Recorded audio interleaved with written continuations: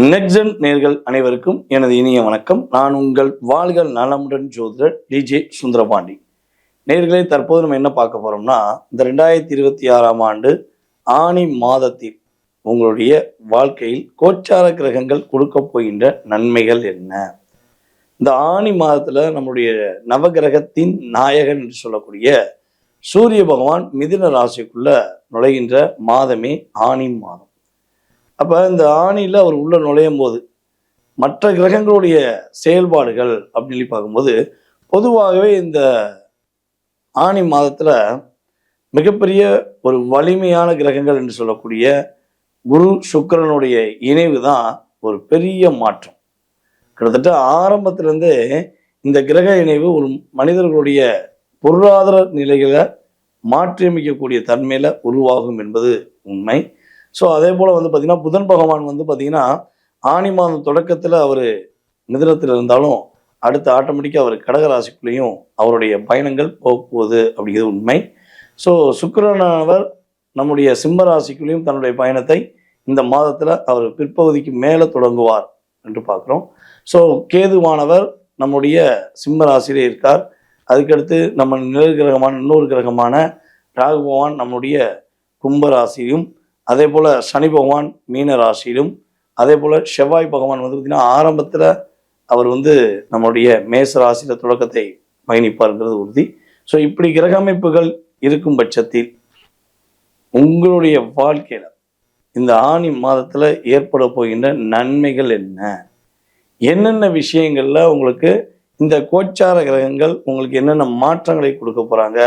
என்னென்ன விஷயங்கள மிகப்பெரிய எதிர்பார்ப்புகள் நிறைவேற போகுதுன்னு நம்ம பார்க்க போகிறோம். வாங்க, உங்களுக்கான ராசிக்கான பதில் எப்படி இருக்கு அப்படின்னு தெரிஞ்சுக்கலாம். வாங்க. கன்னி ராசிக்காரர்களுக்கு இந்த மாதம் பார்த்தீங்கன்னா ஒரு சுறுசுறுப்பாக இருக்கக்கூடிய மாதம். ஆனி மாதத்தில் உங்களுடைய வேகத்தை கண்ட்ரோல் பண்ண ஒரு ஆள முடியாது. இவனால பொறுமையாக இருந்தீங்க பார்த்தீங்களா, எப்படா என்னடா பண்ணலாம், ஏது பண்ணலாம், இவங்க ஆட்டம் எப்படி ஆடிக்கிட்டு இருக்காங்க, இவங்க சேட்டை எப்படி பண்ணியிருக்காங்கன்னு பொறுமையாக நிதானமாக நின்று பார்த்தீங்க. இனிமேல் சொல்லி அடிப்பீங்க. சொல்லி அடிப்பேனடி அடிச்சன்னு நான் நெத்தி அடிதானடி அப்படின்னு அந்த பாட்டுக்கு ஏற்றவாறு உங்களுடைய வாழ்க்கையும் சொல்லி சொல்லி செய்வீங்க. இது செய்ய போகிறேன், இது செய்வேன், செய்து முடிப்பேன்னு பழைய கேரக்டரில் வரப்போறீங்க. பாஷா பாயா வரப்போறீங்கன்னு கூட சொல்லலாம். அந்த அளவுக்கு உங்களுடைய வேகத்தின் தன்மை சூப்பராக இருக்க போகுது. அதே போல் பார்த்தீங்கன்னா உங்களை செய்ய முடியாது, இது செய்ய மாட்டேன், இது உனக்கு ஒத்து வராது, இது ஒத்து வராதுன்னு சொல்லியே உங்களுக்கு எது ஒத்து வராதுங்கிறது நீங்களே மறக்க வேண்டிய சூழ்நிலைக்கு உருவாக்கிட்டாங்க. அதெல்லாம் கடந்து நம்ம கன்னி ராசிக்காரங்க இந்த மாதத்தில் உங்களுடைய எத்தனை பிரச்சனைகள் இருந்தாலும் அத்தனை பிரச்சனைகள் டிஆர்பி பண்ணுறீங்க. எப்படி ஒரு சிஸ்டத்தை வைரஸ் ஒரு கேட்ச் பண்ணி சிஸ்டத்தை கொலாப்ஸ் பண்ணுமோ, அதே மாதிரி தான் தேவையில்லாத நபர்கள் மூலமாக உங்களுடைய சிந்தனைகள், உங்களுடைய செயல்பாடுகளில் பல தடைகள் இருந்துச்சு. அதெல்லாம் அப்படி செகண்ட் ஆஃப் மைண்டில் இந்த ஆனி மாதம் பிறந்தனே எல்லாத்தையும் ரிலீஸ் பண்ணிவிட்டு நீங்களாக வாழக்கூடிய ஒரு அற்புதமான சூழ்நிலை உண்டு.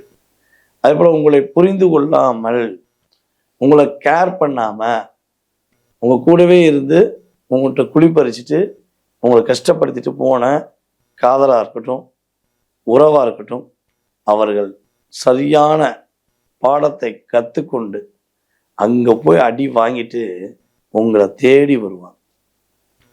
தேடி பேசக்கூடிய நிலைமை உறுதியாக உண்டு. மன்னிச்சுக்கோங்க, நான் செஞ்சது தப்பு தானே இப்போ சொல்லுவாங்க பாருங்க. அவங்க செஞ்சது தப்புன்னு நீங்கள் பல தடவை சொன்னீங்க, அப்போ அவங்களால ஏற்றுக்கிற முடியல. இப்போ அவங்க அங்கே போய் பாதிப்படைஞ்சனே அவங்களுக்கே அவங்களுடைய தவறு உணரும்.